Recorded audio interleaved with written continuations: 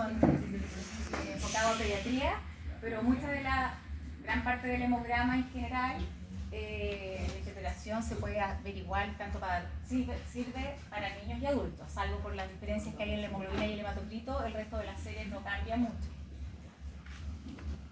Y de las cosas importantes que tienen que saber es que el hemograma es la prueba más utilizada dentro de la práctica clínica. Yo creo que todos nos hemos visto, se han hecho un hemograma. No sé, ¿hay alguien que no se haya hecho un hemograma?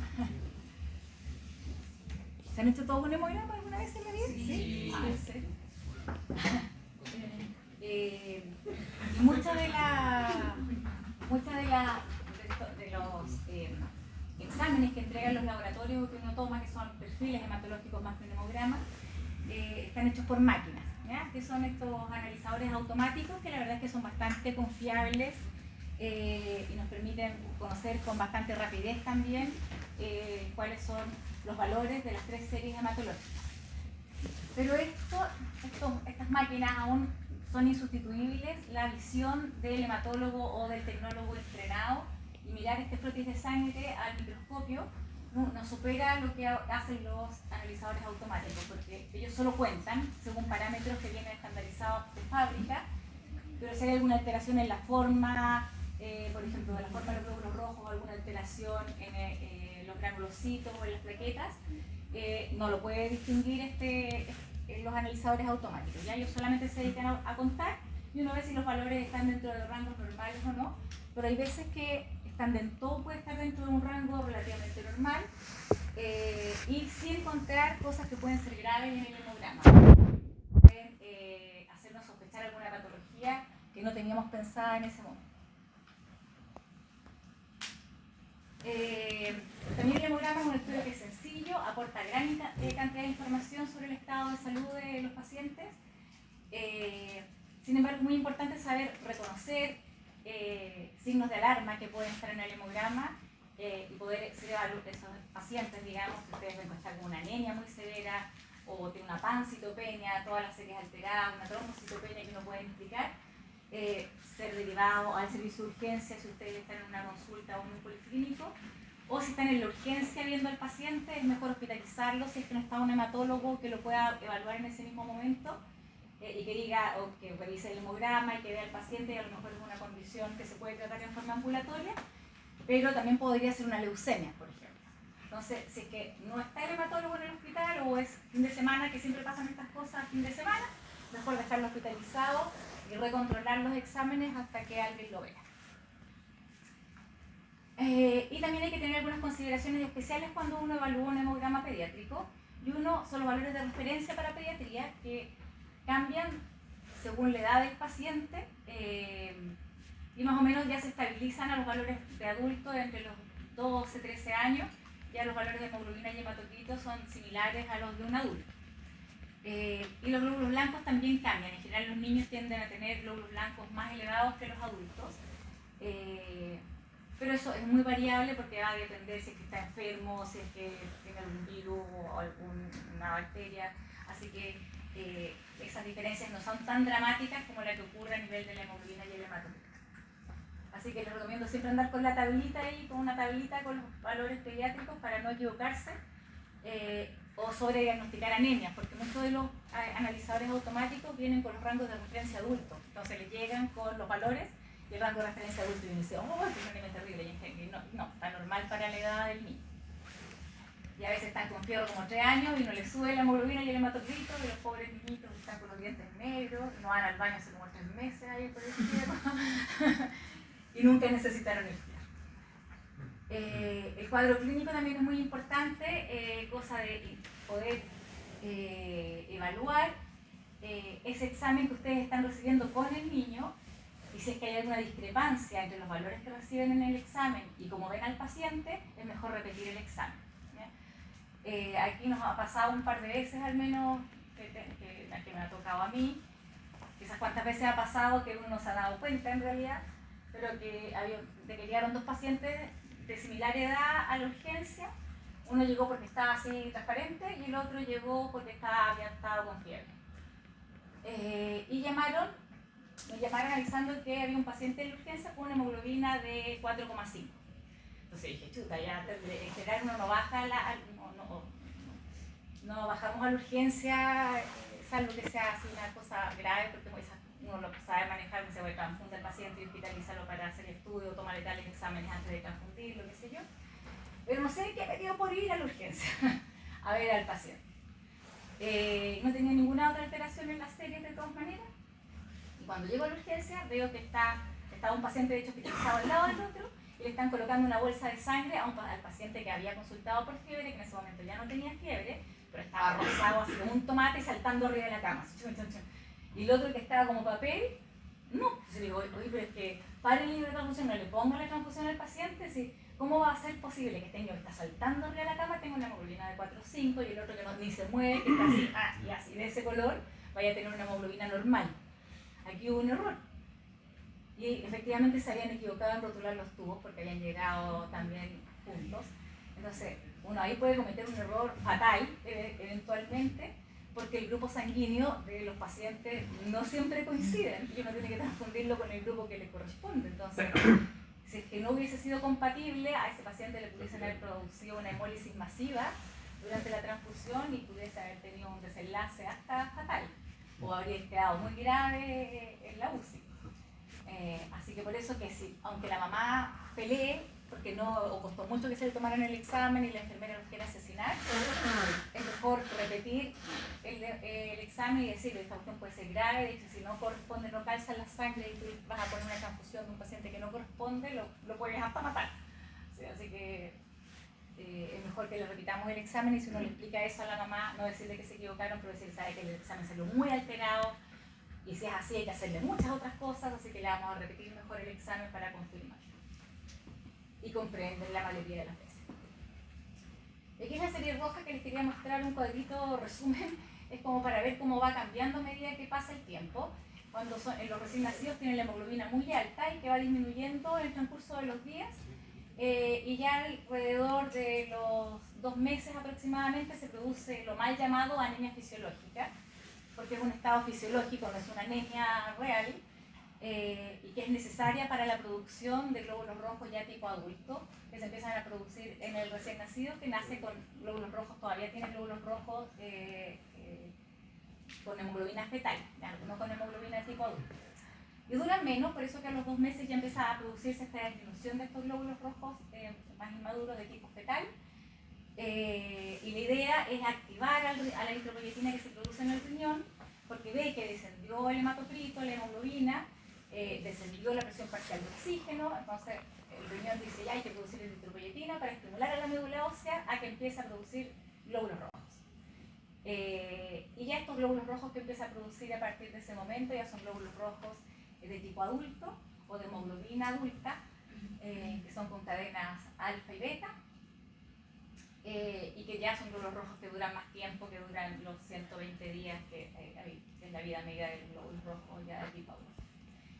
Y así, y posterior a este periodo, que es nadir como alrededor de los 2 meses, empieza a subir lentamente la hemoglobina, y también va variando con el medio, digamos, entre 6 meses hasta 9,5 uno puede aguantar como valor mínimo de hemoglobina, hasta los 2 años 10,5, hasta los 6 11,5, y ya desde los 2 hacia arriba ya se empiezan a parecer mucho más a los valores de hemoglobina y hematocrito del adulto.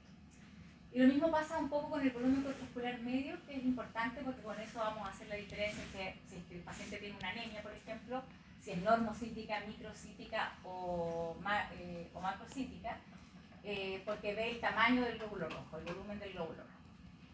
Y también en los recién nacidos puede ser muy alto y uno dice, ojo, es una anemia megaloblástica, este paciente tiene un volumen corpuscular más de 100, pero no, es normal en los recién nacidos y puede llegar incluso a valores más altos, puede ser incluso hasta 120 y es normal. Y eso también va disminuyendo en el transcurso del tiempo hasta llegar a valores ya también de volúmenes corpusculares a nivel de adulto que más o menos bajo las 2 desviaciones estándar, que son 78 y 80 de volumen corpuscular. Pero también en los niños se produce que son muy altos, bajan, caen hasta niveles 70 aproximadamente, que es el límite inferior, y después nuevamente empiezan a subir lentamente, pero nunca superando los 100. Ya, generalmente cuando es más de 100 ya uno habla de una macrocitosis. Y también es distinto para los recién nacidos dependiendo de que si son pretérminos y qué tan pretérminos fueron y del peso de nacimiento. Entonces los recién nacidos de pretérmino menor de 1.200 gramos van a tener niveles de hemoglobina en este periodo de fisiológica mucho más bajos que los recién nacidos de término o los que tuvieron un peso un poco mayor. Y los niveles de hemoglobina ustedes pueden ver que pueden ser tan bajos, entre 6,5 y 9 en ese grupo etario. Así que en general ahí uno tiene el concepto muchas veces de que bajo 7 hay que transfundir al paciente. Y no siempre es así. Muchas veces puede que no sea necesario transfundirlo y en estos casos, como les digo, es normal, entre 6,5 y 9 puede ser normal, si es que el paciente obviamente es un recién nacido pretérmino, con menos de 1.200, posiblemente todavía está hospitalizado a los 2 meses de vida por el peso, por alguna complicación, pero si el niño está sin signos de infección, sin requerimientos de oxígeno, subiendo bien de peso, no necesitamos transfundirlo, pero sí lo que vamos a necesitar es darle fierro. Por ejemplo, un fierro profiláctico para que la médula ósea cuente con fierro y pueda empezar a producir ya los glóbulos rojos que necesita. Pero si el niño está estable, no es necesario transfundirlo. De hecho, flaco favor les hace uno transfundiendo a un paciente que no lo requiere, sobre todo a esta edad, porque lo único que quiere el organismo es empezar a producir glóbulos rojos tipo adulto, y por eso que se produce este descenso de la hemoglobina, para activar la eritropoyetina y que activa la médula ósea a producir glóbulos rojos. Si uno lo transfunde, lo va a transfundir con glóbulos rojos adultos, porque nadie le va a sacar sangre de una guagua para transfundir a otro. Y eso hace que la presión parcial de oxígeno suba dramáticamente, no se produce eritropoyetina y la médula de ese lactante ya a los 2 meses nunca va a empezar a producir sus propios glóbulos rojos y posiblemente sea una guagua que requiera más transfusiones durante el primer año de vida que si no lo hubiésemos transfundido, si es que no lo necesita. Si es que lo necesita, nadie va a decir nada, pero pensarlo también bien si es que realmente requiere esa transfusión. Los recién nacidos entre 1,2 kg y los 2,5 kg, entre 8 y 10 de hemoglobina, pues está dentro de los rangos normales, como les digo, cuando está más cercano al rango inferior. También uno no haga nada, sobre todo si son prematuros. En los prematuros generalmente uno parte como cercano a los 2 meses, o a veces un poquito antes, con fierro profiláctico, para evitar que tengan niveles o que hagan una anemia real. Y los recién nacidos de término, hasta de 9,5 hacia arriba, son valores de hemoglobina también considerados normales para un recién nacido de término. Ahora, en general, un recién nacido de término que no tuvo mayores complicaciones, que se está alimentando el pecho bien, que está subiendo bien de peso, uno posterga un poco el inicio del fierro y de hecho se empieza entre los 4 y los 6 meses aproximadamente esta inclusión del fierro profiláctico. No se hace en forma tan precoz como uno lo hace en los pretérminos, y eso es porque las reservas de hierro en los recién nacidos de término deberían estar adecuadas si es que la mamá no tuvo anemia durante el embarazo. Y eso es porque la transferencia de hierro desde la madre, digamos, hacia el recién nacido ocurre en las últimas semanas de gestación. Entonces, y los recién nacidos de pretérmino no tuvieron esas últimas semanas de gestación, por lo tanto las reservas de hierro que tienen son muy pobres. Por eso es que uno los suplementa antes. Lo mismo pasa un poco con los recién nacidos P, que pueden ser de término, pero son pequeños para la edad gestacional, que nacieron con muy bajo peso. Esas guaguas en general nacen así, ya sea por alguna infección, con un TORCH, pero también muchos pueden ser por insuficiencias placentarias. Y cuando la placenta no está funcionando bien y no deja que la guagua crezca, tampoco entrega los nutrientes necesarios, y dentro de eso es el fierro. Así que esos niños también uno les aporta fierro antes, aunque hayan sido de término. Al haber sido pequeños para la edad gestacional secundarios a una insuficiencia placentaria, no van a requerir fierro porque no van a tener depósitos de fierro. Doctora, ¿y eso también se inicia a los 2 meses de Sí, en general, también en los recién nacidos pequeños para la edad gestacional, uno también lo parte cercano a los 2 meses. Doctora, ¿y los valores, los PEC también se consideran como los del recién nacido de término? Sí, ahí los valores son como los recién nacidos de término, sí. Pero uno sabe que van a quedar, les va a faltar hierro, porque cuando saca cuando es un recién nacido P, nacen a veces muy pecos, o sea, pensemos, no sé, con un valor más o menos promedio de guagua de término será 3,2 kg. Y a veces son muy pecos y nacen con 2,2 kg, por ejemplo. Y cuando uno los saca de la guata y se empiezan a alimentar, crecen súper rápido. Entonces ahí también las reservas de hierro que tenían no dan, porque necesitan más fierro para poder un cuerpo más grande, más sangre, entonces ahí quedan cortos.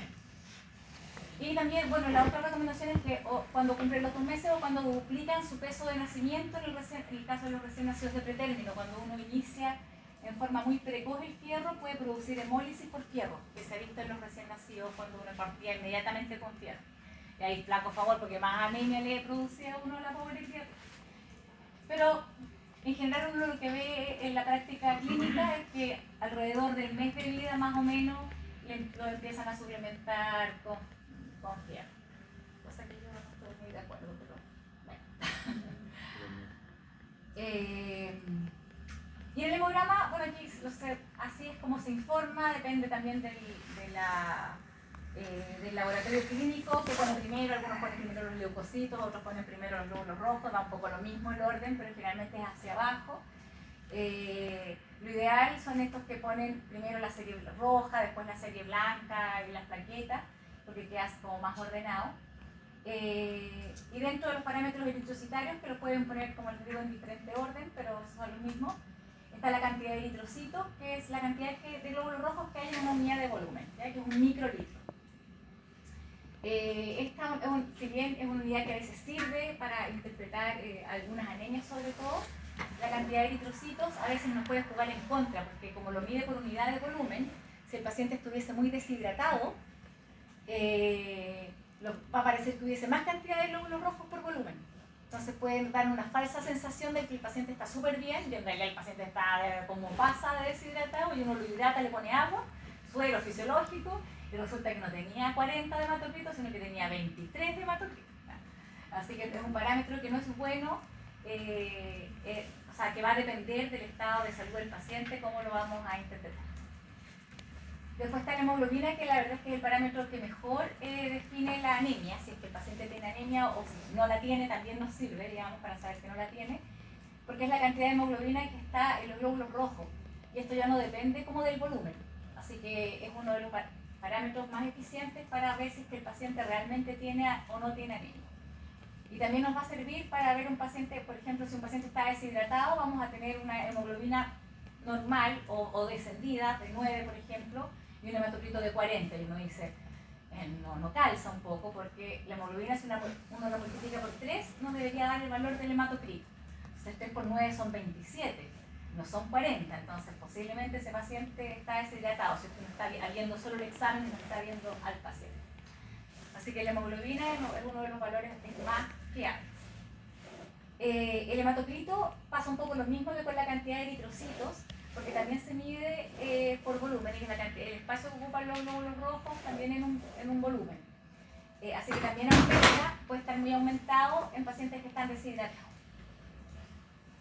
Pero si el paciente está normal, obviamente todos esos rangos nos van a servir para hacer el diagnóstico. O sea, si el paciente no tiene ninguna de estas condiciones de deshidratación ni nada y está pálido como un papel, obviamente nos van a servir para hacer algún diagnóstico.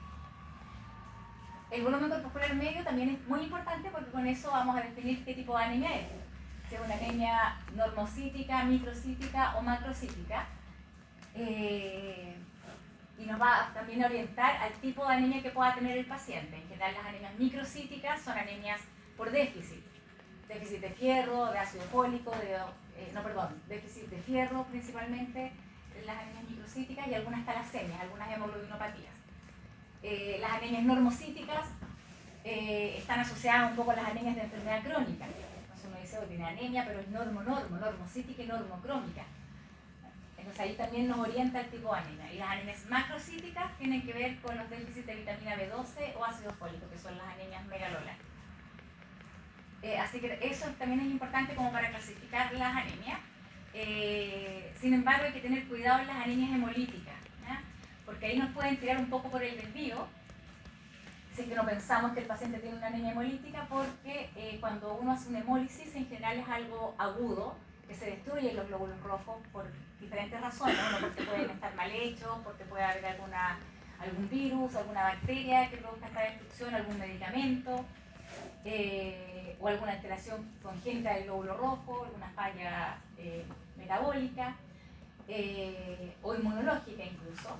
Y cuando se produce esta destrucción rápida y aguda de glóbulos rojos, la médula ósea responde liberando muchos glóbulos rojos inmaduros a la sangre, que son los reticulocitos y algunos eritroblastos, que son glóbulos rojos nucleados. Y esos son más grandes que los glóbulos rojos maduros. Entonces la máquina, como solo el volumen corpuscular medio es un promedio que hace la máquina del tamaño de los glóbulos rojos que hay en esa cantidad de volumen, puede que nos dé un volumen corpuscular medio alto, pero en realidad no es así, es porque está aumentado, porque tiene muchos reticulocitos y muchos glóbulos rojos inmaduros en circulación. Así que por eso que es importante cuando uno pide un hemograma, que sea hemograma con reticulocitos. Hay algunas máquinas que traen incorporados los reticulocitos, pero muchas no lo traen incorporado. Entonces, mejor para evitar problemas, siempre cuando piden un hemograma, le ponen hemograma más reticulocitos porque, para que los cuente la máquina, digamos, porque es un kit diferente al del hemograma. Y bueno, el volumen corpuscular medio también varía con la edad. En los niños, entre los 2 años a los 10 años, se calcula como el límite inferior la edad que tiene más 10. Por ejemplo, si tiene 2 años, 72, si tiene 10, 80. Y el límite superior es de 96.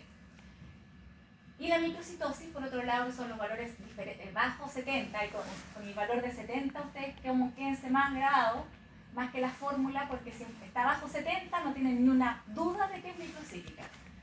Al igual que si está más de 100, no van a tener ni una duda de que es una anemia macrocítica. Y la microcitosis es la alteración más frecuente que podemos encontrar en el hemograma pediátrico. Y es la alteración más frecuente porque está presente en la anemia ferropriva, que es la anemia más frecuente en el mundo, tanto en países desarrollados como en vías de desarrollo. Y también tenemos algunas otras patologías del glóbulo rojo, que son las talasemias, que son un tipo de hemoglobinopatías, en donde fallan las cadenas, ya sea alfa o beta de la hemoglobina, y que también produce glóbulos rojos chicos. Y eso también me puede producir microcitosis. Y hay pacientes que tienen estos rasgos talasémicos que se llaman, que no tienen el síndrome completo, que es fatal, digamos, es muy terrible tener una talasemia mayor, pero que tienen rasgos, son heterocigotos para las talasemias, y lo único que tienen, en realidad son asintomáticos hasta que se toman un examen y tienen un volumen corpuscular muy chico. Pero no tienen ninguna otra alteración, o muy pocas otras alteraciones en todos los parámetros eritrocitarios.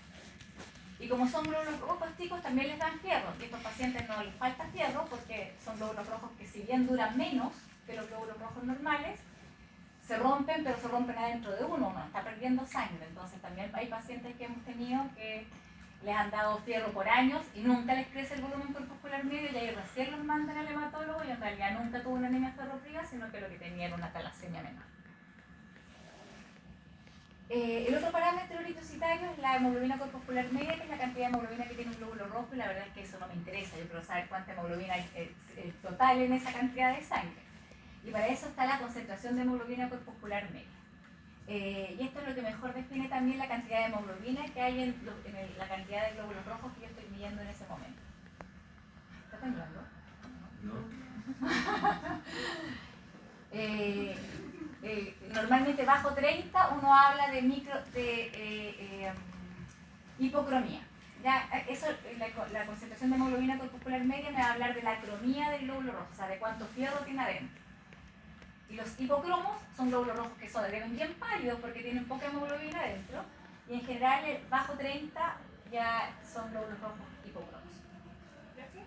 La consulta en relación a lo anterior que dijo, ¿cuántos intentos por segunda hemoglobina se deberían hacer antes de derivar a...? No, lo que pasa es que uno no solamente necesita ir para hacer el diagnóstico de una anemia ferropriva, por ejemplo, no solo necesitas el hemograma. Necesitas además ver cuánto fierro tiene el paciente, hacer el estudio, una ferritina, que son los depósitos de fierro, y una cinética de fierro. Entonces, si la ferritina está baja, la cinética de fierro está alterada, es una anemia, y tienes anemia, un volumen corpuscular medio bajo, los reticulocitos disminuidos, porque no hay fierro para producir glóbulos rojos, así que va a ser una anemia arregenerativa, además. Y es por falta de fierro porque lo estás demostrando, porque los depósitos de fierro están súper bajos, les da fierro y uno ahí en general se demora entre 1 y 2 meses en normalizarse los valores de hemoglobina y hematocrito, y para los depósitos uno se demora como 3 meses más. Entonces en general el tratamiento de una anemia ferropriva dura como 6 meses, más o menos. Cosa de normalizar primero los valores de hemoglobina y hematocrito, y una vez que uno lo normaliza, mantiene 3 meses más aproximadamente para los depósitos.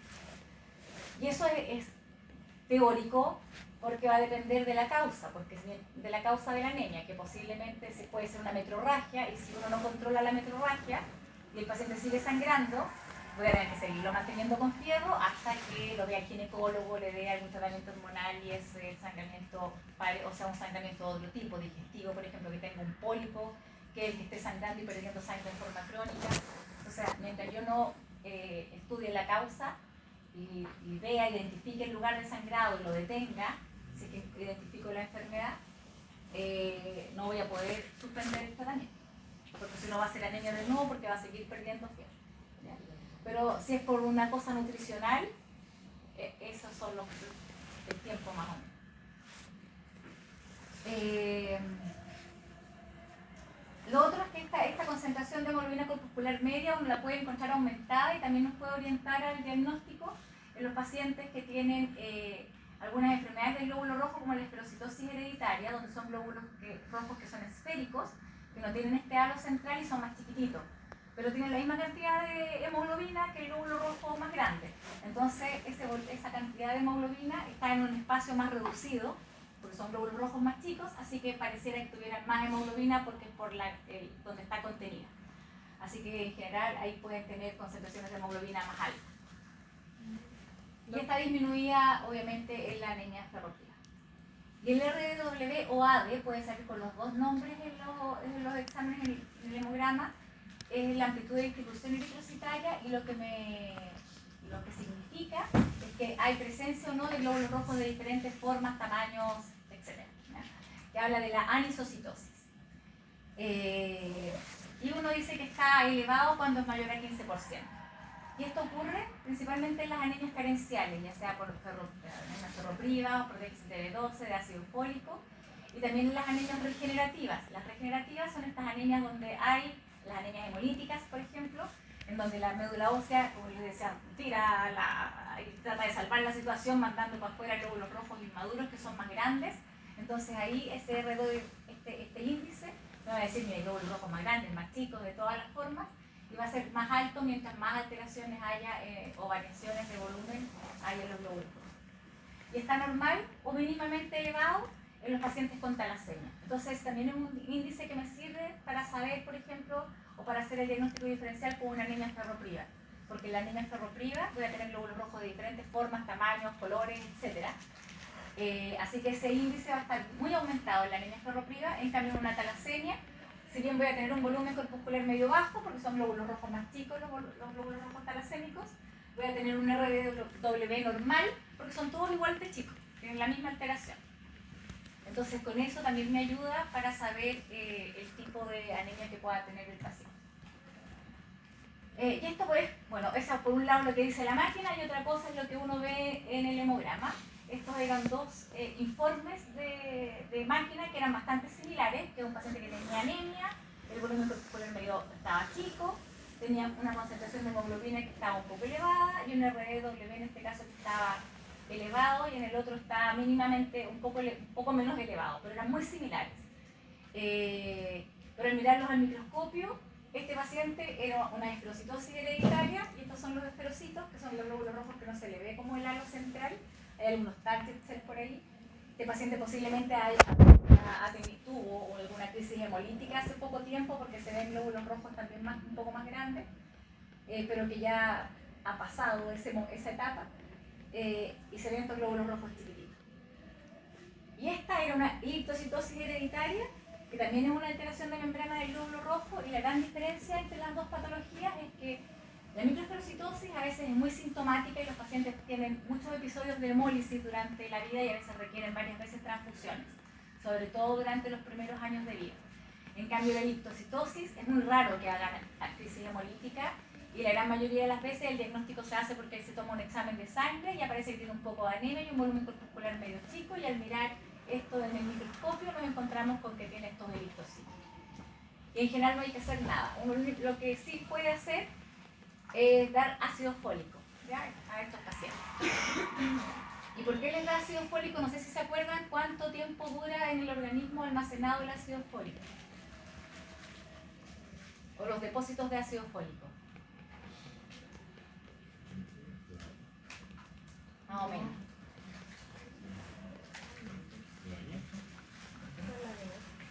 No, está bien lo que dijiste. ¿Cuánto dijiste? 2 años. No. ¿9 meses? ¿Ah? 9 meses. No, 9 meses. No, ese es un embarazo.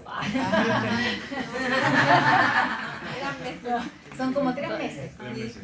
Son 3 meses el ácido fólico. Entonces, como dura poco, si yo tengo glóbulos rojos que son raros, aunque los eritrocitos no me hagan crisis hemolítica, igual van a vivir menos, porque los van a sacar de circulación antes de tiempo, ¿ya?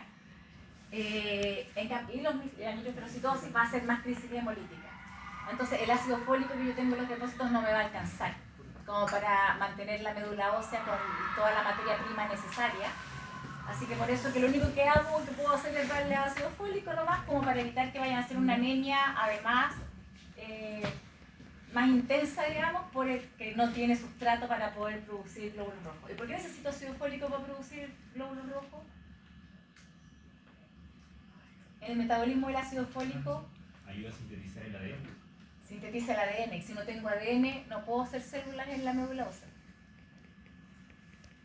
Así que por eso que les doy para que tengan, no les falte sustrato y produzca la mayor cantidad de glóbulos rojos posibles, aunque sean raros, pero que tenga más glóbulos rojos y que el índice de anemia sea el menor posible. Y también otros parámetros hematológicos que nos dio la máquina, que eran bastante similares.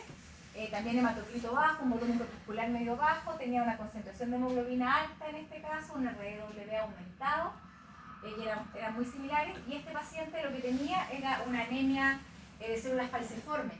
Y aquí vemos las células falciformes, ¿cómo están? Y este otro caso era una anemia hemolítica. Y aquí en la anemia hemolítica, y seguramente esta era una anemia, una microesferocitosis familiar que hizo una crisis hemolítica, porque veo esferocitos ahí. También podría haber sido una anemia hemolítica autoinmune, ya, porque igual no puede haber esferocitos, pero esto más pareciera que fuera una anemia por una esferocitosis, y donde la médula ósea mandó glóbulos rojos más inmaduros, que posiblemente son estos. Si uno pudiese hacer la extinción de reticulocitos, lo más probable es que sean estos, que en el informe van a venir como policromatofilia, que son estos glóbulos rojos medio tornasol, y además tienen glóbulos rojos nucleados, que son eritroblastos. Y eso porque la médula ósea, en un acto de desesperación, cuando ve que se rompen muchos glóbulos rojos al mismo tiempo, lanza glóbulos rojos inmaduros. Pero si esto uno lo mira, no puede saber a ciencia cierta qué es lo que tiene el paciente. Y otras alteraciones que podemos ver en los glóbulos rojos, que no lo ve la máquina obviamente, estos por ejemplo son cuerpos de Howell-Jolin, y que tienen relación, son restos de DNA que quedan en el glóbulo rojo, en el citoplasma. Normalmente no se ven muy escasamente uno que otro glóbulo rojo, porque cada vez que pasan por el vaso cada vez que reconoce algo raro, un glóbulo rojo con alguna inclusión o un anticuerpo pegado a algo, lo que sea, se lo comen. Así que en general uno no ve normalmente cuerpos de Howell-Jolin. Y cuando empieza a ver en un hemograma que está evaluando, por ejemplo, un paciente que puede estar sano, que puede no tener nada muy importante, sino que viene a hacerse un chequeo general, o que está hospitalizado por otro motivo, y uno le hace un hemograma y empiezan a aparecer muchos de estos cuerpos de Howell-Jolin, tiene dos posibilidades, o tres. Una es que tenga una asplenia congénita, que haya nacido sin vaso. Una condición grave, porque si uno no tiene vaso, no tiene cómo defenderse de las bacterias, de los gérmenes capsulados, y se puede morir de una bacteremia o una sepsis secundaria a gérmenes capsulados. Sobre todo si es un niño más chico y no ha recibido todas las vacunas, que ahora en el Plan Nacional de Vacunación están considerados varios gérmenes capsulados que antes no estaban. Pero de todas maneras eso puede quedar corto. Otra posibilidad es que el paciente haya tenido un accidente, que se haya una rotura esplénica, por ejemplo, un estallido esplénico, y que hayan tenido que sacarle el vaso. Entonces ahí que no tenga un vaso porque se lo sacaron, Y ahí empezamos a ver también más cuerpos de Howell de Lee. Y otra posibilidad es que al paciente se le haya infartado el vaso, ¿ya? Y eso ocurre en las anemias de células falciformes. Los pacientes que tienen anemia de células falciformes, como estos glóbulos rojos toman esta forma de hoz, después no pueden volver a su forma original y esos empiezan a tapar la microvasculatura, y una de las más, se puede afectar toda la microvasculatura, de hecho la retina, cerebro, pulmón, pero el vaso es uno de los órganos primeramente afectados y se empieza a infartar de a poco hasta que al final termina completamente infartado. Entonces ahí es una aesplenia funcional, porque el paciente tiene vaso pero no le sirve. Entonces esos niños también hay que tener ahí mucho ojo y poner todas las vacunas anti gérmenes encapsulados si es que no las tiene puestas, porque tiene mucho riesgo de hacer una infección severa y morir por causa de esta infección. Y acá, y obviamente las formas del glóbulo rojo tampoco me las va a decir la máquina, sino que solamente las va a poder mirar el tecnólogo o el hematólogo que mire el hemograma, y es lo que viene como al pie de página del hemograma, que dice glóbulos anisocitosis, poiquilocitosis, target cell, codocitos, más menos, más, y le pone todo lo que está bien. Y esto, algunas cosas que esto por ejemplo son los codocitos, o target cell, o dianocitos, o células en tiro al blanco, que son esos glóbulos rojos que tienen como ese punto central, y cuando uno ve muchos de estos puede sospechar una talasemia. En las talasemias menores, todos los glóbulos rojos son como ese, como target cell. Acá tenemos esta es la policromatofilia, que también la mencionan muchas veces en el pie de página del hemograma, que lo más probable es que se trate, como les digo, de reticulocitos, si uno hiciera una atención para reticulocitos. Estos son eritroblastos. Aquí hay estos glóbulos rojos así medio espinudos, se llaman equinocitos y pueden estar presentes, puede ser un artefacto, en realidad que pasó mucho tiempo entre que se tomó la muestra de sangre y fue procesada en el laboratorio, pero también lo podemos ver en pacientes urémicos con una falla renal aguda y que tengan un boom muy alto, también pueden producir esto. Entonces también es importante saber la historia del paciente, y se pueden ver también en algunas deficiencias enzimáticas del glóbulo rojo. Entonces ahí hay que tener también, o sea, conocer la historia como para poder hacer una buena interpretación del hemograma. Y aquí vemos restos de glóbulos rojos, así que pudiesen ser esquistocitos. Esto lo más probable es que no sea un examen anormal, sino que es un hemograma de un recién nacido, ¿ya? Los recién nacidos tienen cuanta cosa existe, se ve los glóbulos rojos de todas las formas, colores, y es normal en un recién nacido que tenga algunos eritroblastos, o sea, los glóbulos rojos nucleados. Al menos durante los primeros 5 días de vida uno puede ver algunos glóbulos rojos nucleados. Y muchas veces los neonatólogos se asustan cuando piden el hemograma porque les ponen ahí anisocitosis, poiquilocitosis, target cell, policromasia, etcétera, y llaman al hematólogo ahí porque quizás que tiene el paciente y en realidad no tiene nada, es sangre de recién nacido. Y por otro lado están los reticulocitos, el rango normal es entre 0,5 y 1,5%, que algunas máquinas, como les digo, lo traen incluido, pero es mejor siempre ponerlos aparte, y son súper importantes porque me va a servir si el paciente tiene una anemia, voy a saber al tiro si es una anemia regenerativa o arregenerativa.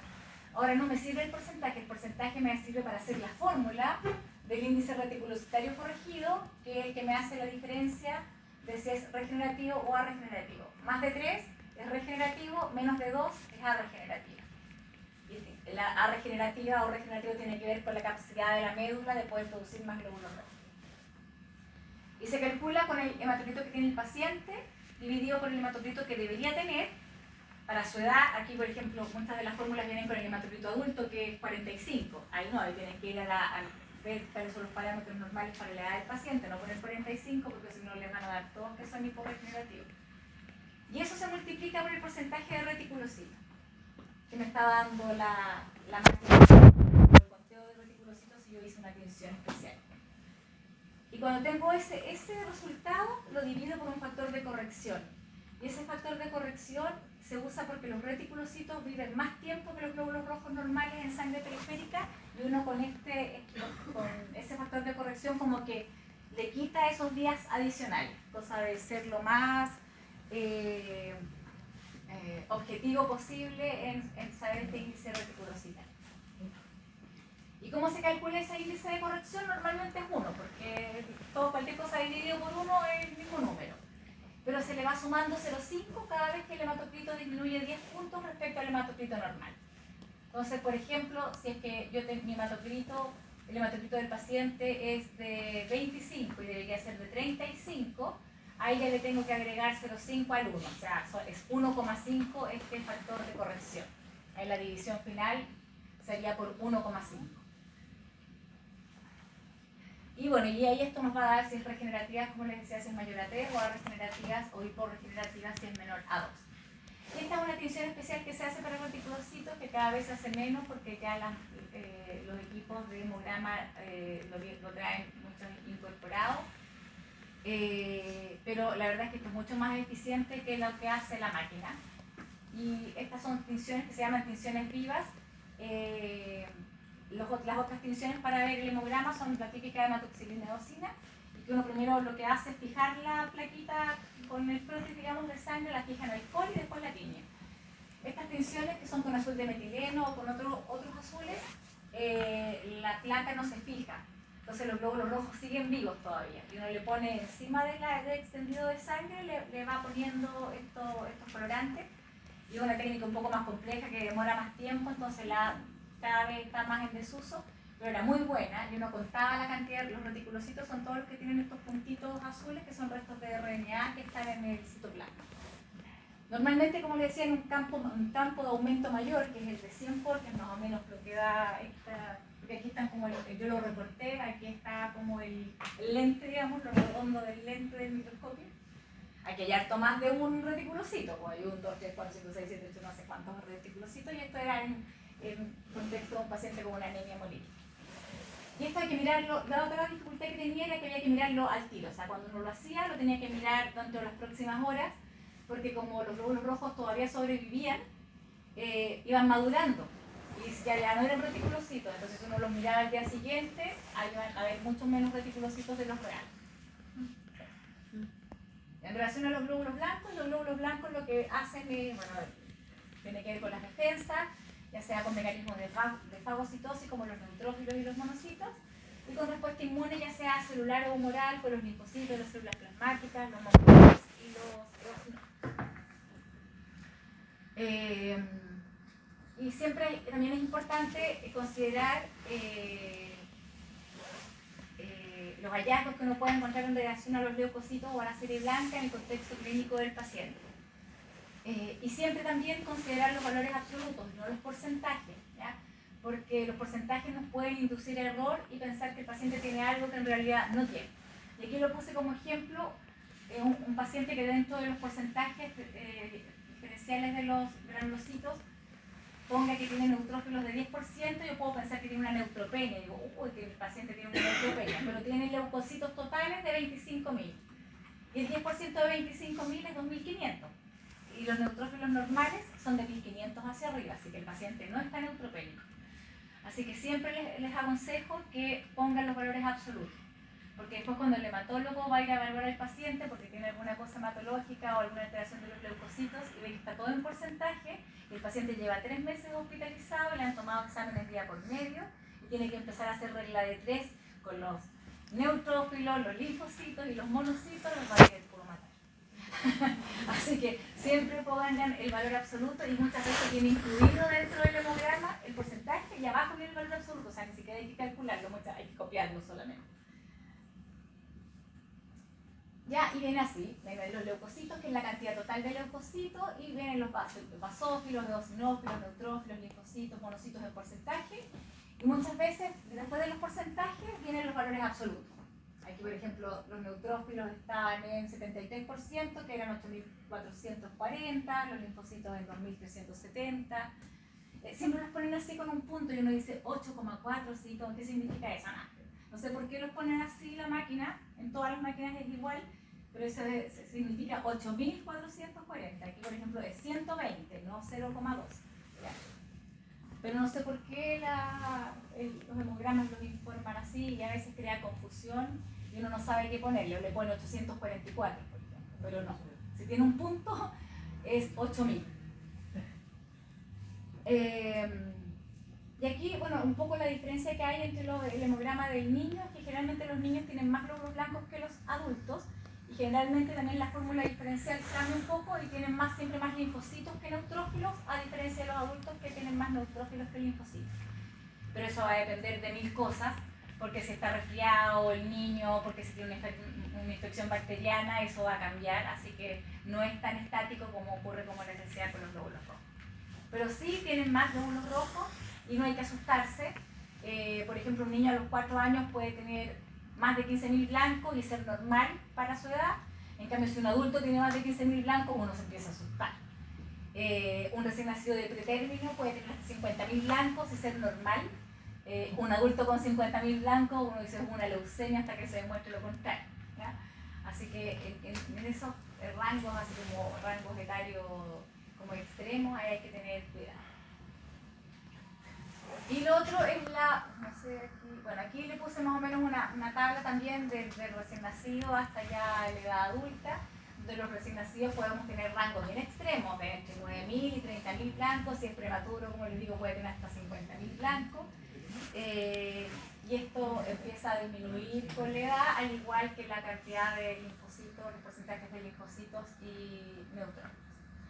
Aquí van a encontrar tablas y ustedes ven que las diferencias, como que los rangos van entre 1.500 y 8.500, son súper extremos, porque la gran mayoría de estos estudios no se hacen en niños sanos, sino que se hacen o lo más sano posible, pero nadie va a estar pinchando al niñito 20.000 veces para poder llegar a estas tablas, ¿ya? Entonces, son cosas que se sacan en un promedio de exámenes de niños, pero el niño haber estado enfermo cuando le tomaron el examen, así que por eso que tienen estos valores tan extremos. Pero lo que sí se ve es esa tendencia, de que los niños tienen más glóbulos blancos que los adultos y que tienen más linfocitos que los adultos, pero sí que están sanos, y no que no están cursando alguna patología infecciosa.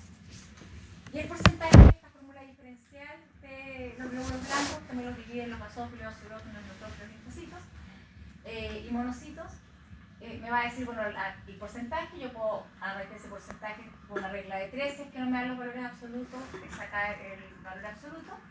Y por otro lado me va a servir para ver si es que hay formas inmaduras que las van a nombrar. Si es que hay formas inmaduras van a salir presencia de otras baciliformes, metamielocitos, mielocitos. Esas son formas inmaduras de la serie granulocítica y en general está asociada a enfermedades infecciosas graves. Y eso es lo que uno habla de desviación izquierda. No sé si saben por qué se le llama desviación izquierda. Cuando uno está acostumbrado a ver los hemogramas que son para abajo, en realidad. ¿Ah? Claro, y todavía en algunos lugares, no sé si en el Hospital de Linares o en Tauquenes, no me acuerdo, todavía viene esto con el cuadrito abajo, y donde ponen las formas más inmaduras hacia la izquierda. Entonces por eso ya antes venían todos así, no sé cómo estaban las formas más inmaduras a la izquierda, quedó como desviación izquierda. Pero fue una cosa y quedó así y se universalizó el término, aunque ahora no estén para abajo, digamos, no están ni para la izquierda ni para la derecha. Doctora, ¿en contexto de qué tipo de infección está hablando de la desviación izquierda? En infecciones bacterianas graves, ahí se ve la desviación izquierda. Dentro de las alteraciones de la serie blanca podemos encontrar alteraciones cuantitativas que son por exceso, o sea que hay muchos, por ejemplo una neutrofilia, y esto uno podría también interpretarlo como un cuadro infeccioso que pudiese ser, pero muchas veces en infecciones bacterianas también importantes, no solamente una neutrofilia, sino además una desviación izquierda, por presencia de estas series más inmaduras de granulocitos. Pero puede ser una infección bacteriana que esté siendo tratada ya y que lleva algunos días de tratamiento y por eso que ya no tiene desviación izquierda. Pero también se puede ver en algunas alteraciones metabólicas, en hemorragias agudas o en cualquier cosa en realidad que produzca un estrés. Porque cuando el organismo se estresa, si uno corre una maratón, por ejemplo, se toma un hemograma antes de la maratón y después de la maratón va a tener muchos más granulocitos circulando porque se produce una separación. Los granulocitos generalmente viajan pegados como a la pared del vaso sanguíneo. Entonces cuando uno hace un hemograma, lo que sale son los granulocitos que están al medio del vaso sanguíneo. Y cuando uno está sometido a alguna acción de estrés, una infección, el uso de corticoides también o una maratón, estos glóbulos blancos como que se preparan para la acción, dicen, oh, algo va a pasar, y se despegan de los vasos y así aparecen más en el hemograma. Así que eso no es raro. Y de hecho hay familias, hay algunas alteraciones que no son, es casi como el color de ojo o el color de pelo, digamos, que pueden tener algunas alteraciones genéticas y los granulocitos, y que por esa alteración genética que no produce ni un daño al paciente, hace que los glóbulos blancos estén más pegados al endotelio generalmente, y el paciente siempre sale como con una neutropenia. Y eso se ve en forma dominante. Y uno ve que se estudia a las familias, porque son niños que no se infectan, que nunca les pasa nada, y están con las defensas bajas. Y uno dice, oh, raro, puede ser algo familiar o constitucional. Le hace exámenes a la mamá o al papá, y alguno de ellos también sale con esta leucopenia. Y dice, ya, antes de hacerte el próximo examen, te pegas una corrida alrededor del hospital o en el patio, y ahí tomas el examen. Y se toma el examen y sale normal.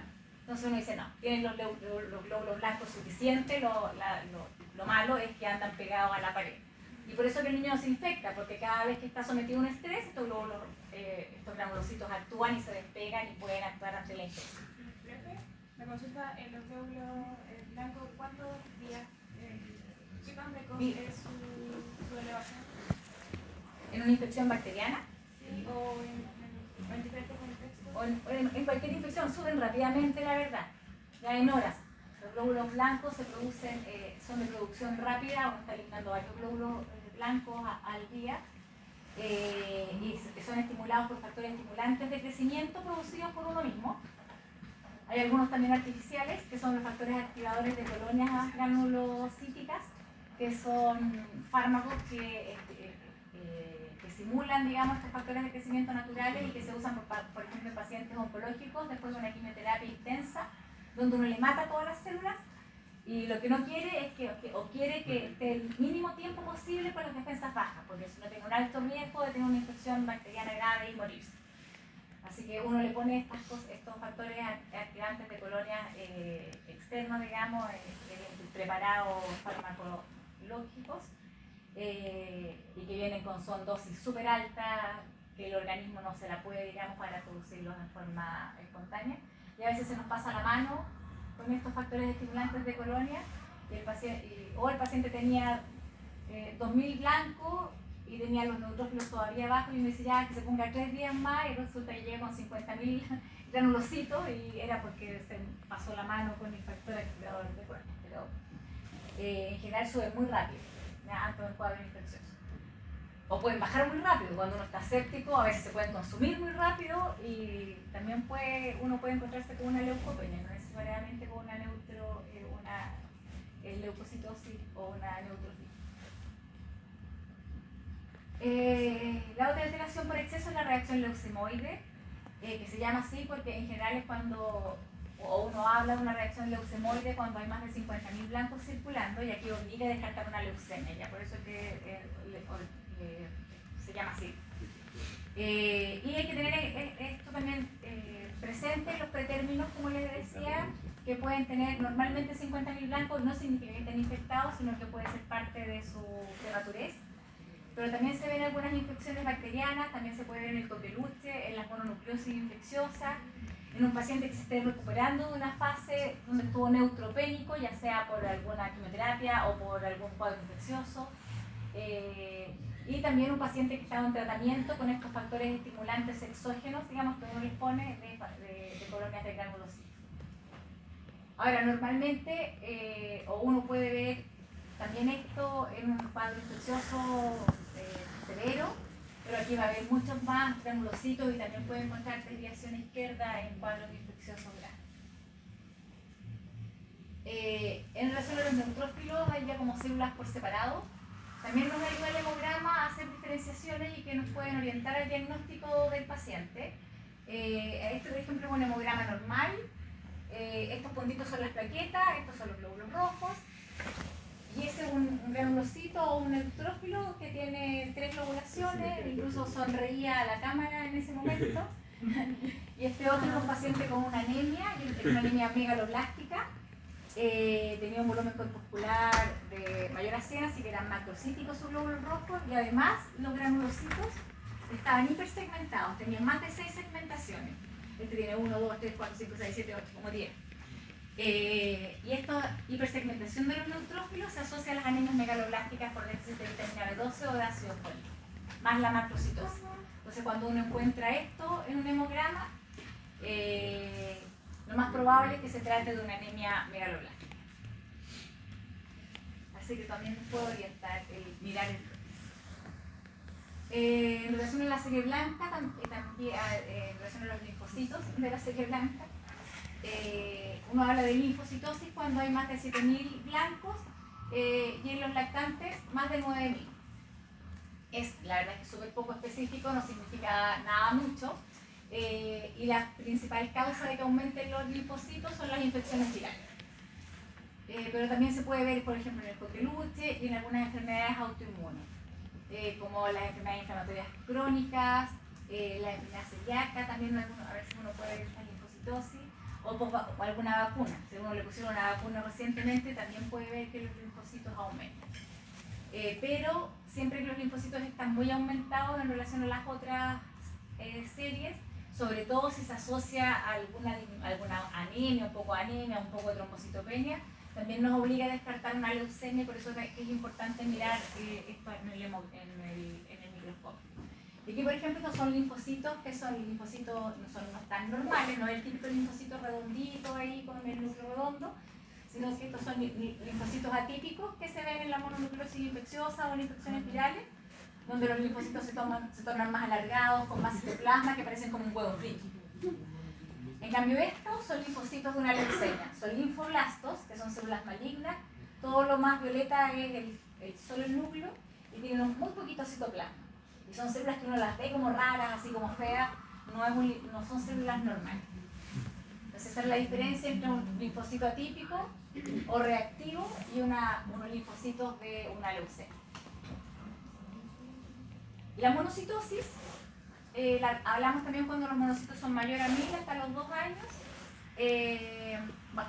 son mayores a 1000 después de los 2 años y no al revés. Hasta los 2 años uno puede tener hasta 1000 monocitos dentro de lo normal y después de los 2 años sobre 800. Y ahí uno habla de monocitosis. La verdad es que no es muy frecuente, tampoco es específico y se pueden observar en fase de recuperación de un paciente que también tuvo una neutropenia transitoria secundaria a un cuadro infeccioso, por ejemplo, a un cuadro viral muchas veces que nos produzca una baja en las defensas.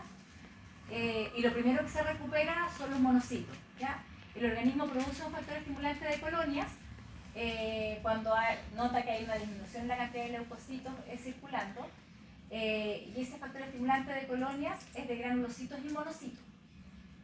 Actúa sobre las dos líneas celulares y los monocitos son más sensibles a este factor estimulante, así que salen primero a circulación.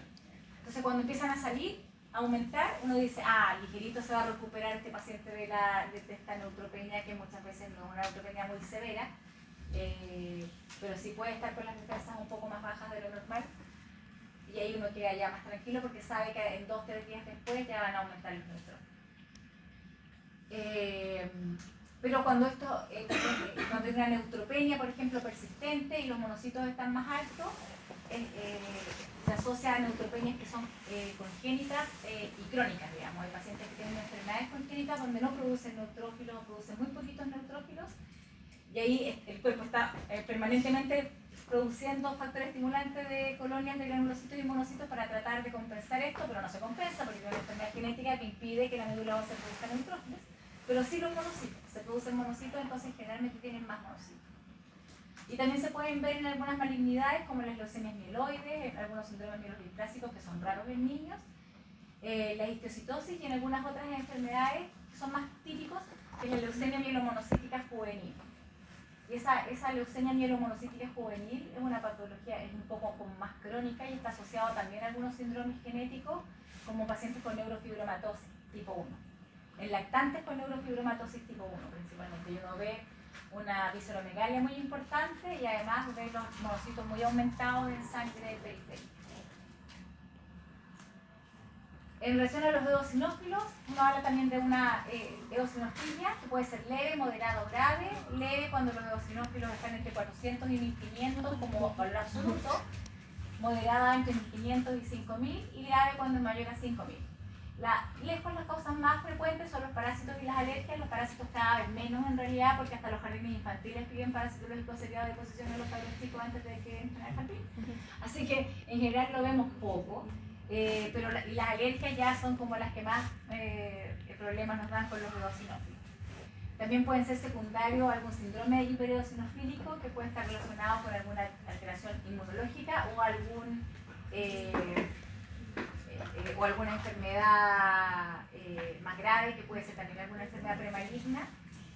Algunos linfomas también, en el linfoma de Hodgkin uno puede ver aumento de los eosinófilos, y en los adultos uno los podría ver en la leucemia eosinofílica aguda, que no existe en los niños, ese tipo de leucemia. Pero los parásitos, las alergias y bueno, y algunos dentro de los causantes también de la eosinofilia, cuando uno empieza a estudiar estos pacientes con eosinofilia, son y dentro de los parásitos, las larvas migratorias viscerales que producen mucha eosinofilia, y hay uno de esos, el que más un susto nos da es el toxocara, porque la larva, acuérdense como, no sé si se acuerdan de parasitología, no sé si ya hacen aún parasitología en medicina, pero el toxocara dentro de su ciclo evolutivo se va al ojo y puede producir un daño ocular, entonces tiene que ser evaluado por unos pruebas serológicas, si están positivas, que los vea el oftalmólogo, y hay que tratarlo obviamente con medicamentos para matar este toxocara, porque el paciente le puede producir una ceguera permanente. Los otros son los ascaris, que están dentro de estas larvas migratorias viscerales, por eso uno le pide test parasitológico a los pacientes con hipereosinofilia. No sé si se acuerdan del ciclo del ascaris lumbricoides, que es el ciclo de los, que uno se traga el gusano se mete por la pared intestinal, llega como al hígado, de ahí sube como por la porta, la vena cava, llega a los pulmones, de los pulmones se mete a los bronquios, y ahí es donde como que madura el gusanito, y estos pacientes a veces consultan porque estornudan y les sale el gusano así por la nariz.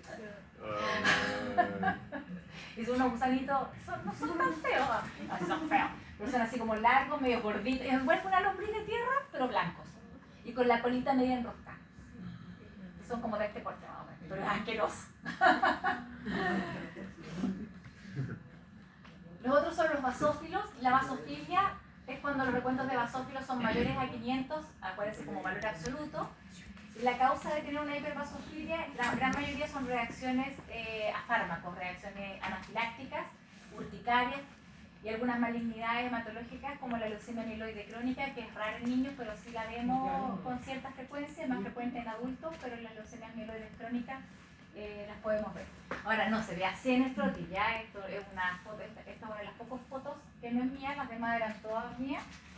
Esta la saqué de un atlas y dije, ay, pero como tanta basofilia. Y después me di cuenta que era el mismo basófilo que el gallo había pegado ahí, ni siquiera lo movió un poquito como para hacer la diferencia y le puso una célula ahí cualquiera para que pasara piola. Así que uno no ve eso, uno ve uno que otro, uno cuenta en un total la cantidad de basófilos, pero se ve poquito, digamos. No se ve así. Pero así son los basófilos, tienen estos gránulos intensamente teñidos, oscuros, bien azules, y que se ponen incluso sobre el núcleo, entonces a veces es difícil distinguir el núcleo. A diferencia de los eosinófilos, que uno puede distinguir el núcleo y los gránulos son muy rojitos, son muy bonitos los eosinófilos. Y por otro lado, los eosinófilos son las únicas células que se cuentan en un hemograma si están rotas. Las células rotas nunca se cuentan, salvo los eosinófilos, porque no hay ninguna otra célula en la sangre que tenga estos gránulos rojos tan grandes. Solo los eosinófilos, así que son células que se cuentan. Y también están las alteraciones cuantitativas, pero por defecto, porque faltan. Y aquí la neutropenia es siempre como lo que es más temido, que es una disminución en la cantidad de neutrófilos circulantes por debajo de 2 desviaciones estándar para la edad y la etnia. En la edad es porque los menores de 12 meses, en general, el valor normal de neutrófilos es de 1000 hacia arriba, y sobre los 12 meses es de 1500 hacia arriba, y eso dura para toda la vida. ¿Ya? Del año para arriba, 1500 y siempre. Pero los pacientes afroamericanos en general pueden tener valores menores y es normal, no que tengan más riesgo de infección, y que es de 1000 hacia arriba. Y se clasifica en leve, moderada, grave, leve entre 1000 y 1500, moderada de 500 a 1000, grave menor a 500 y muy grave. Hay una clasificación también que es muy grave, que es menos de 200. Ahora, menos de 500, la posibilidad de tener una infección bacteriana grave, aguda. Esta gravedad no se refiere como a la gravedad de la cantidad de neutrófilos, sino que lo grave es la posibilidad de morirse de una infección bacteriana, ¿ya? A eso se refiere esta gravedad. Y esos son los pacientes que de repente más, o sea, que más susto nos dan. Generalmente este tipo de neutropenias las vemos en pacientes que tienen alguna enfermedad congénita en donde no pueden producir neutrófilos, o en pacientes que están siendo tratados con quimioterapia, en donde ahí uno mata todas las células de la sangre, mata todas las células buenas y las células malas, y dentro de estas están los neutrófilos, y ahí está el problema de las neutropenias. Mientras más tiempo se mantengan, más posibilidades hay de tener una infección bacteriana grave. La linfopenia es cuando el recuento de linfocitos es menor a 1000, y cuando es mantenido en el tiempo obliga a descartar alguna inmunodeficiencia, ya sea congénita o alguna deficiencia adquirida, como el VIH. También se puede ver en infecciones virales o bacterianas. En la tuberculosis también la podemos ver, en el uso de algunos fármacos, y obviamente si el paciente ha sido expuesto a radiación también, o quimioterapia. ¿Ya? Todo lo demás, la monocitopenia, eosinopenia, vasopenia, no tiene ninguna relevancia en la práctica clínica. Antiguamente se hablaba, cuando existía la fiebre tifoidea, y era muy frecuente de ver, era que si tenía fiebre y en el hemograma no había eosinófilos, era una eosinofilia, era una fiebre tifoidea, hasta que se demostró lo contrario. Yo no sé, nunca vi una fiebre tifoidea, así que no se los puedo decir, pero no tiene nada que ver. Hay un paciente que tiene fiebre y no tiene eosinófilo y tiene cualquier cosa menos una fiebre tifoidea. Así que no, eso ya no corre. Y de las plaquetas, bueno, las plaquetas tienen un papel fundamental en la hemostasia primaria, que son las primeras en llegar para formar el tapón plaquetario cuando incurren algún vaso, y son estos puntitos más morados aquí en esta tinción. Son los elementos figurados más pequeños de la sangre, lo normal es de 150.000 hacia arriba, ¿ya? Hasta 450.000 son los rangos normales de las plaquetas. Y por campo mayor, que más o menos sería así, que el campo uno lo pone en 100 pores, como el campo, la máxima aumento que uno le puede dar al microscopio, que sería como por aquí la redondela más o menos. Tienen que haber por lo menos 15 plaquetas, y eso equivale aproximadamente a 150.000. Así que si uno ve 15 plaquetas por campo, uno cuenta como 10 campos y ahí hace un promedio de las plaquetas. De 15 hacia arriba ya sabe que las plaquetas están normales.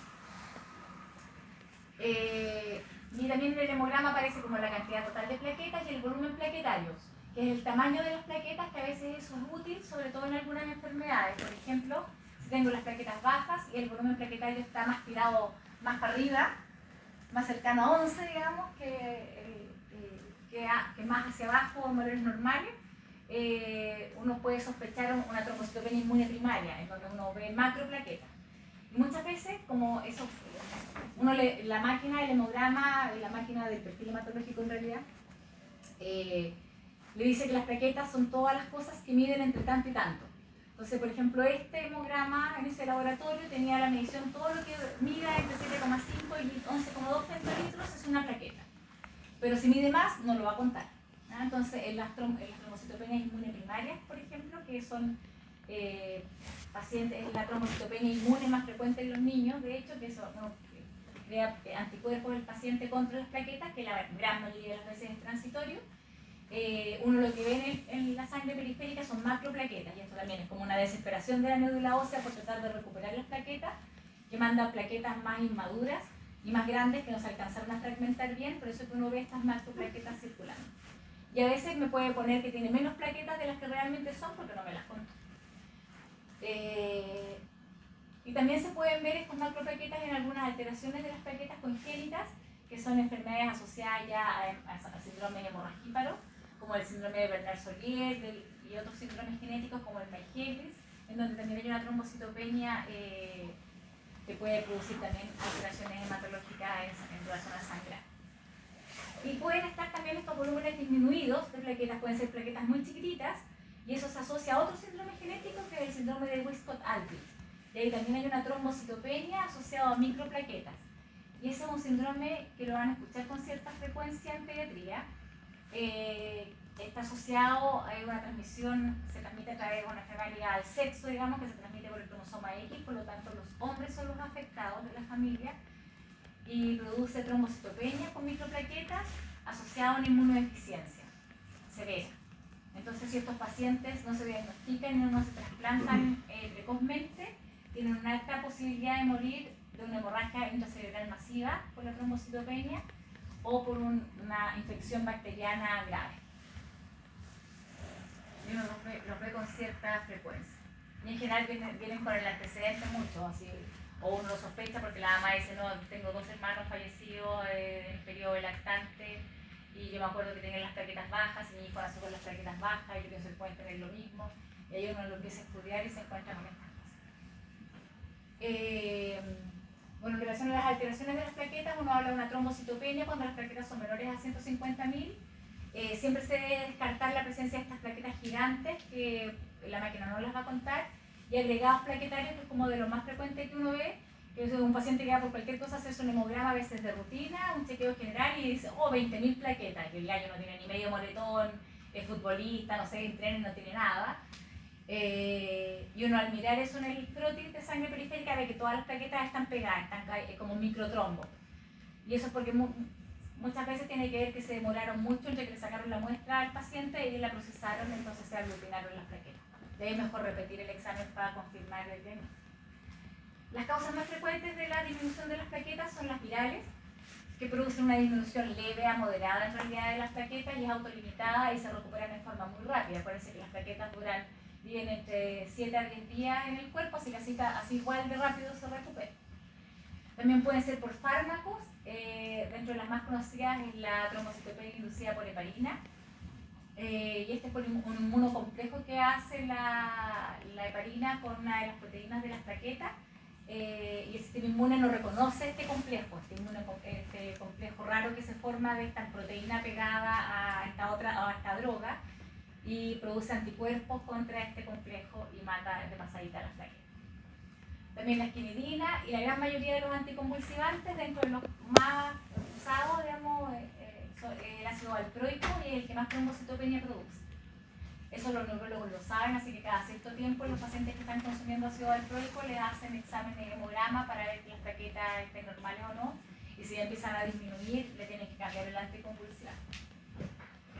También pueden ser causas inmunológicas por autoanticuerpos, como les decía, la trombocitopenia inmune primaria, que es una de las causas, es la causa de trombocitopenia inmune más frecuente en los niños, donde por alguna causa, muchas veces posterior a un virus, el virus tenía algún epítope viral muy similar a alguna proteína plaquetaria, y es una proteína plaquetaria en particular que está presente en todas las plaquetas del mundo mundial, así que uno no saca nada con confundirlo de plaquetas, porque todas las plaquetas que existen tienen esa misma proteína, así que va a durar menos que un cambio una transfusión de plaquetas, porque la va a ser destruida por el paso rápidamente, porque todas van a tener pegado una inmunoglobulina en sí.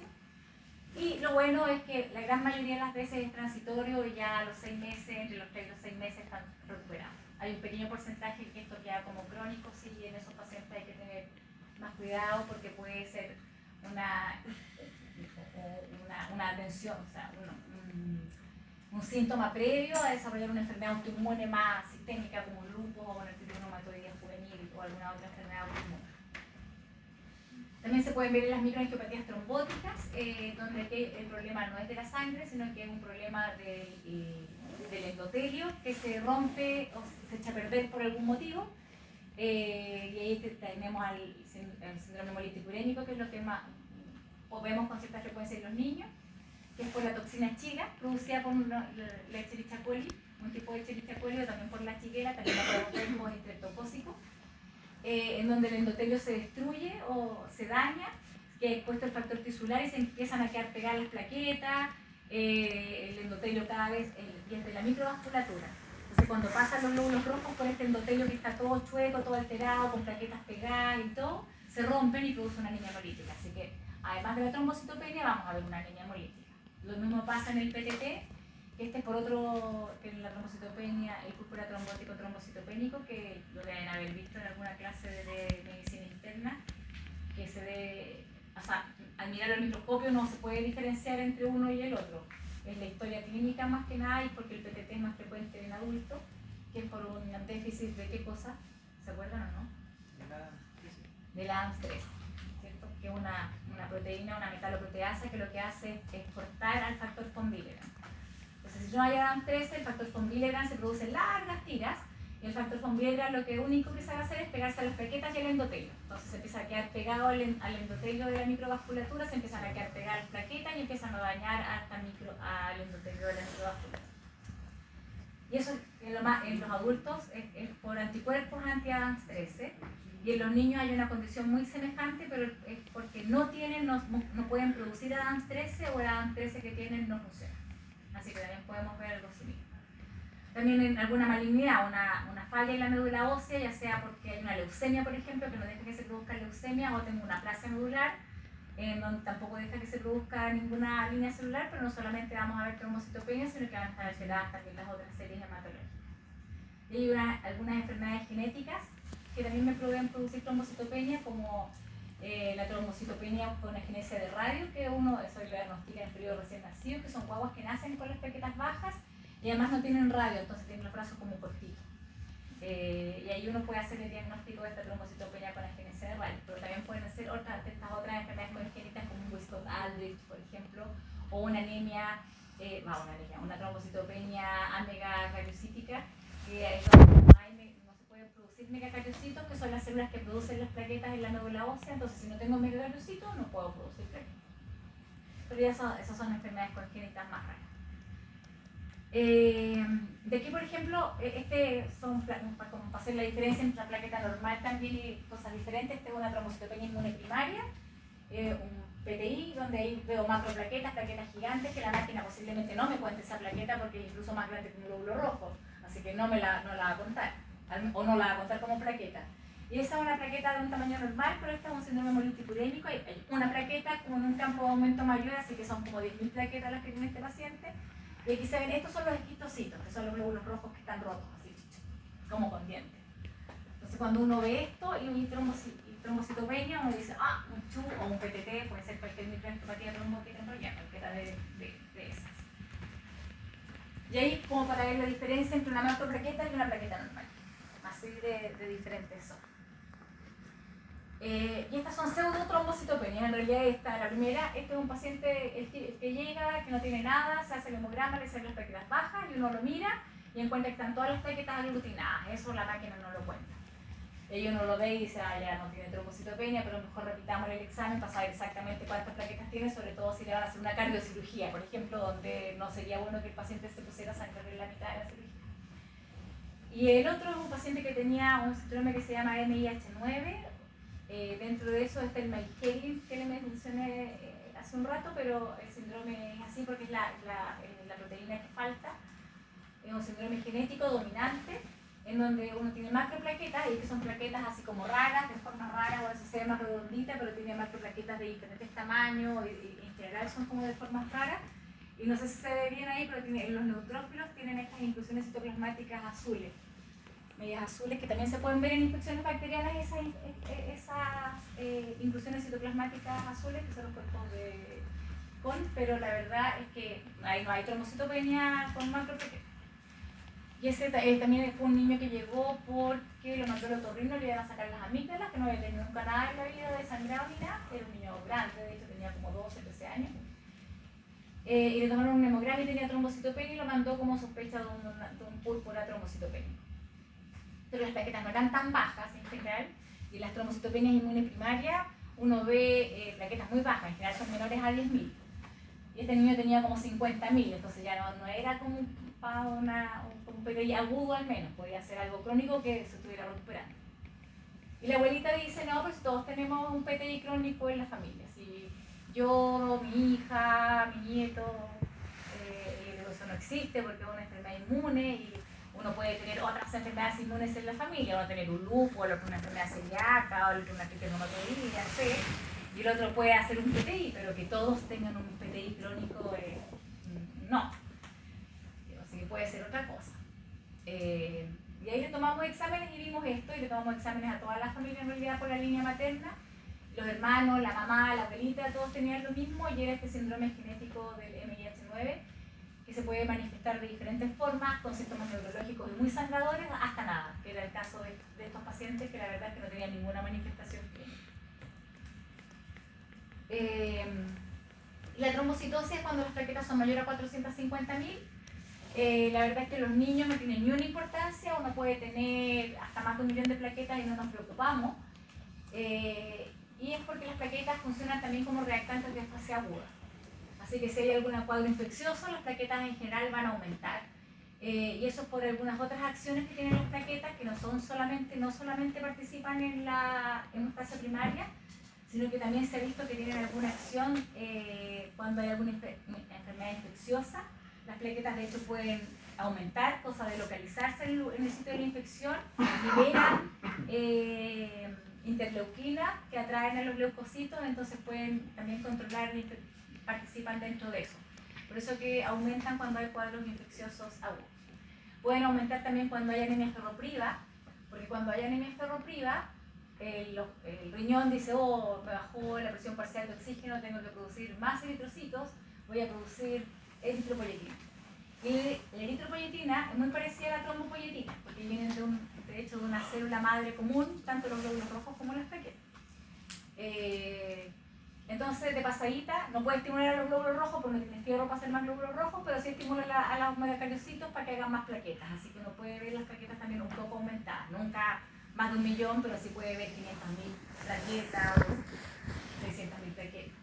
Algunos fármacos, enfermedades inflamatorias o hemorragias agudas, y eso también es como en relación a un estrés agudo, como un reactante de fase aguda.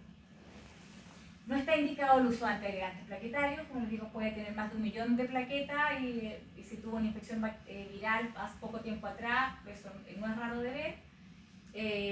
Así que uno los mira, obviamente los controla para ver que las plaquetas vayan disminuyendo con el tiempo, pero no se usa aspirina salvo en el Kawasaki, que no sé si algo han hablado de la enfermedad de Kawasaki, que bueno, produce fiebre dentro de otras alteraciones, y el daño principal que se produce a nivel endotelial es en las coronarias. Entonces, tener las coronarias malas con un daño endotelial o con aneurismas coronarios y tener las plaquetas altas, que lamentablemente en la enfermedad de Kawasaki, además, como a las 2 semanas de evolución, aumentan las plaquetas mucho. Entonces, si tengo el endotelio de las coronarias malas y muchas plaquetas, ahí no es bueno porque ahí se puede producir una trombosis en una de las coronarias y ahí puede darle un infarto al paciente, así que esa es la única indicación de darle aspirina o incluso anticoagular a un paciente. Y la trombocitosis primaria en pacientes pediátricos no existe, como estos síndromes mieloproliferativos, así que la verdad es que no lo veo. Y así se ve la trombocitosis primaria. Esta foto también es de un atlas, parece, no la sé que yo. Aquí es mucho más, este está súper ampliado, así que el aumento mayor era como del porte así casi de la muralla completa. Y ahí las plaquetas son incontables, pues hay de todas formas, tamaño y todo, porque está relacionado a un síndrome mielodisplásico en donde la célula madre no funciona bien y se producen estas displasias en la célula, y dentro de esta está la trombocitosis esencial, donde se producen muchas plaquetas alteradas, y obviamente esto en los adultos, que ya no tenemos el endotelio tan bueno como los niños, es un riesgo altísimo de hacer una trombosis. Y eso sí se trata. Estos son otros hallazgos que uno puede encontrar en los hemogramas, que no lo va a ver la máquina. Este, por ejemplo, es un paciente que llegó con una anemia súper severa, y al mirar el protein, mientras esperaba el resultado de los otros exámenes, había un macrófago fagocitando, o un monocito fagocitando un glóbulo rojo. O sea, ningún monocito va a fagocitar un glóbulo rojo propio si es que el glóbulo rojo no tiene pegado un anticuerpo. Así que eso, lo más probable era que fuera una anemia hemolítica inmune, y que era eso. En el otro caso, ahí era un paciente que llegó a estudio porque tenía una alteración, una enfermedad neurodegenerativa que no habían podido definir. Se había estudiado y habían descartado ya el Duchenne y dentro de las cosas más frecuentes en niños.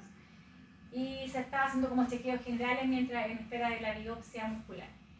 Y dentro de eso se hizo un hemograma que estaba normal. Por lo demás, salvo que tenía esas inclusiones citoplasmáticas en toda la serie granulocítica, tanto en los monocitos, en los monocitos y en los granulocitos. Yo pensé que era un artefacto, así que dije que me tenían de nuevo la muestra y seguían saliendo esas inclusiones citoplasmáticas. Así que fui a preguntar lo que tenía el paciente, porque por conteo todas sus células estaban en cantidad normal. Y ahí me contaron que estaba en estudio de esta enfermedad neurodegenerativa y ahí buscando enfermedades neurodegenerativas asociadas a inclusiones citoplasmáticas en la serie blanca. Hay una enfermedad metabólica que tiene una alteración metabólica que tiene que ver con el metabolismo de los lípidos y que produce estas inclusiones citoplasmáticas en los granulocitos. Y que es una enfermedad que todavía no se encuentra curada, así que es una enfermedad progresiva y mortal al corto plazo. Doctora, disculpe, el paciente estaba con síndrome de Duchenne. No era un Duchenne, por eso ya habían descartado todo, no sabían qué tenía. No sabían lo que tenía y lo que tenía era una enfermedad metabólica asociada a la síntesis de los lípidos. Una consulta, ¿qué fármacos inhibidores pediatría podrían dar trombocitosis? La verdad es que pocos. No hay muchos fármacos que te puedan producir trombocitosis, pero algunos antibióticos pudiesen producir algún grado de trombocitosis. Es una trombocitosis muy relativa, ya estamos hablando un poquito más de 450.000 plaquetas, no más de 1 millón. Y la gran mayoría de los otros fármacos producen trombocitopenia. Bueno, lo malo de ese paciente era que tenía un hermanito más chico que todavía no tenía ni un síntoma neurológico y le hicimos un hemograma y estaba igual, tenía las mismas alteraciones, así que fue muy veloz. Ya bueno, aquí hay algunos casos clínicos. Por ejemplo, una niñita que consultó estaba llena de estas lesiones que pensaron que era una urticaria. Consultó varias veces en la urgencia hasta que la encontraron media pálida, tenía algunos moretones, le tomaron ese hemograma y ahí vieron que tenía una trombocitopenia, de hecho tenía una macroplaqueta por ahí, otra plaqueta más chica por acá, tenía como 20.000 o 30.000 plaquetas y tenía esas células gigantes dando vuelta estos son linfocitos, y tenía esa célula enorme que terminó siendo la leucemia mieloide, y las leucemias mieloides pueden afectar la piel. Y esta es una de las formas características de la afección de la piel, de hecho, de las leucemias mieloides, que a veces también dan como aumentos de volumen que parecen sarcomas, digamos, que son como verdaderos tumores en la cabeza o en alguna otra parte del cuerpo. Y a veces biopsian esta cosa y ahí sale que se llaman sarcomas granulocíticos, de hecho, estas cosas, o cloromas también, porque como las células mieloides que vienen de los granulocitos tienen gránulos y esos gránulos tienen peroxidasa. Cuando partían esos tumores, se ponían verdes cuando entraban en contacto con el oxígeno. Entonces, por eso que le pusieron cloroma. Y sarcoma granulocítico porque eran en masa puros granulocitos, pero granulocitos malos, pues eran de una leucemia. Y estos pueden predeceder, de hecho, las lesiones cutáneas pueden aparecer varios meses antes que la aparición de la leucemia propiamente tal en la médula ósea. Así que eso muchas veces puede retardar el diagnóstico de la leucemia mieloide. Ahora apenas, si uno encuentra esto, le hace una biopsia y sale un sarcoma granulocítico, le hace un mielograma y el mielograma está normal, lo trata igual, lo empieza a tratar al tiro. Antes se esperaba que apareciera la leucemia en la médula ósea para tratarlo y se vio que esos pacientes se morían casi todos, así que se trata apenas de diagnóstico. Y aquí cosas para tener en cuenta: era una mamá que tenía una trombocitopenia un PTI crónico, una trombocitopenia inmune crónica, y que le habían sacado el vaso como a los 20 años, no sé, y con eso al sacarle el vaso mejoran los recuentos de plaquetas rápidamente, en la gran mayoría de los casos, no en todos, pero en la gran mayoría mejoran los recuentos de plaquetas porque las plaquetas que tienen pegado un anticuerpo son removidas por los macrófagos del vaso. Entonces, sacarle el vaso se arregla el problema. Nosotros a los niños les cuidamos el vaso como hueso santo por el riesgo de los gérmenes capsulados, pero a los adultos no les importa y parece que la gente se muera por agentes capsulados, así que les sacan el vaso igual, ni les preguntan si tienen vacuna. Así que esta niña llegó a hematología adulta y la mandaron a sacarse el vaso al tiro, le mejoraron las plaquetas y le dijeron que estaba curada de su PTI crónico. Lo que no le dijeron era que era una enfermedad crónica y los anticuerpos, que son tipo IgG, iban a estar dando vuelta en su plasma igual, y sus plaquetas iban a seguir pegadas con el anticuerpo. Y que esos anticuerpos traspasan la placenta y matan a las plaquetas de la guagua. Y la guagua nació con una trombocitopenia, pero nadie le había preguntado a la señora que por qué tenía una cicatriz que iba de aquí hasta acá. Y como nadie le preguntó y le habían dicho que se había curado de su PTI, no había dicho. Y eso es súper importante, o sea, una pregunta que hay que hacer si uno quiere ser obstetra a la paciente, si tiene alguna cirugía, si tuvo algún problema con las plaquetas, porque uno toma acciones para el nacimiento de la guagua para evitar que haga una hemorragia intracraniana, por ejemplo, bajo 50.000 plaquetas el riesgo de hacer una hemorragia intracraniana en un recién nacido súper alto. Y ahí uno también lo que hace es poner algunos medicamentos que son la inmunoglobulina, que son como un compendio, inmunoglobulina que se saca de mucha gente recolectada, que viene en frasquitos de diferentes gramos, y se pone 1 a 2 gramos por kilo por una vez, y con eso, como son puras inmunoglobulinas G, como que dejan tapado el receptor que tienen los macrófagos para atrapar a la inmunoglobulina G. Entonces se pega toda esta inmunoglobulina en los macrófagos del vaso y no deja que los macrófagos se coman a las plaquetas.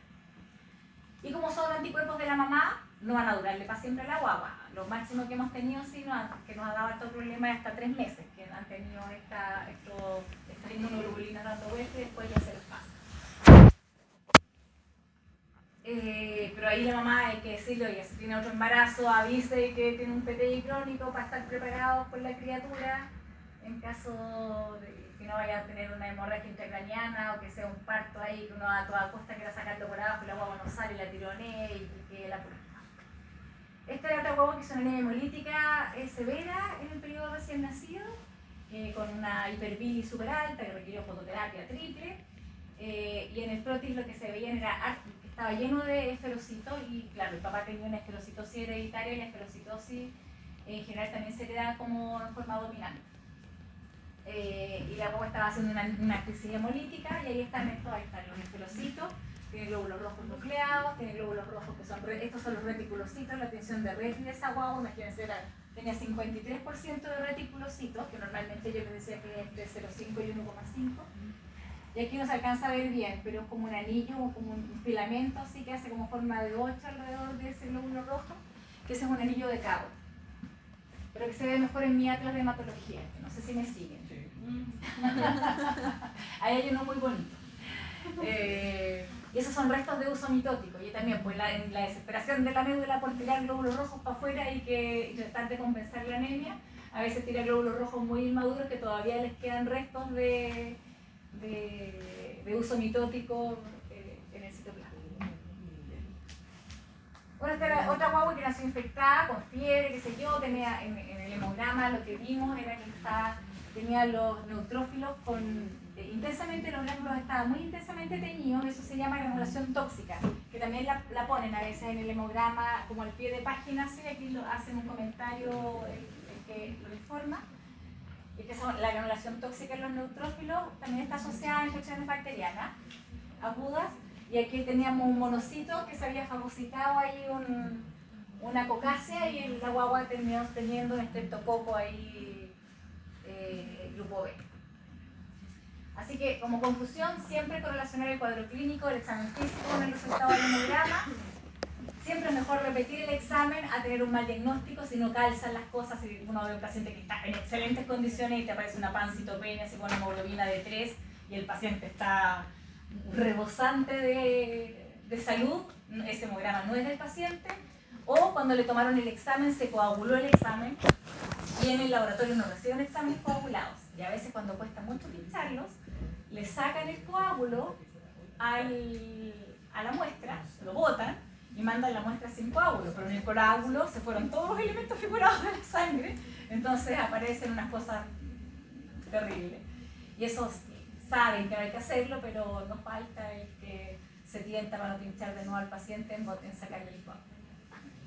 Y siempre hospitalizar en casos de signos de alarma, o sea, si ven una pancitopenia, una trombocitopenia, es importante una anemia severa, en general bajo 6,5 o bajo 7 ya es una anemia importante, pero bajo 6,5 empieza la hipoxia coronaria, así que ahí es mejor siempre hospitalizar al paciente para poder estudiarlo. Hay algunos casos muy particulares donde uno lo puede evaluar en forma ambulatoria, siempre con el especialista, con el hematólogo, para poder estudiarlo, o si no los hospitalizan hasta que lo vea el hematólogo y pueda ver de qué se trata.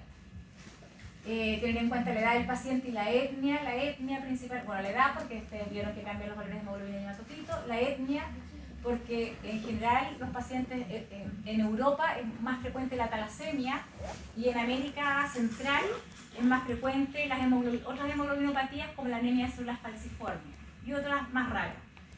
Si uno pone un mapa de la malaria y encima le pone un mapa de las hemoglobinopatías es prácticamente igual.